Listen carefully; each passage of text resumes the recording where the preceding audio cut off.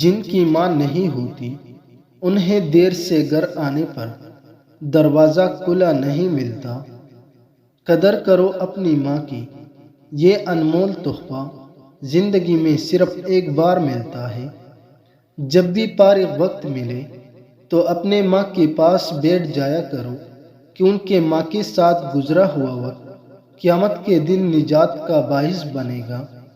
ماں کے پاس ضرور جایا کرو کہ ماں کو اللہ نے وہ رتبہ دیا جو کسی اور کو نہیں ملا، اور ماں کی ایک عادت جو اللہ کو بہت پسند ہے، اور وہ ہے اس کی محبت اور تڑپ جو اپنے اولاد کے لیے دل میں رکھتی ہے۔ اولاد چاہے کتنی بڑی بھی کیوں نہ ہو جائے، اس کے دل میں وہ پیار کبھی کم نہیں ہوتا۔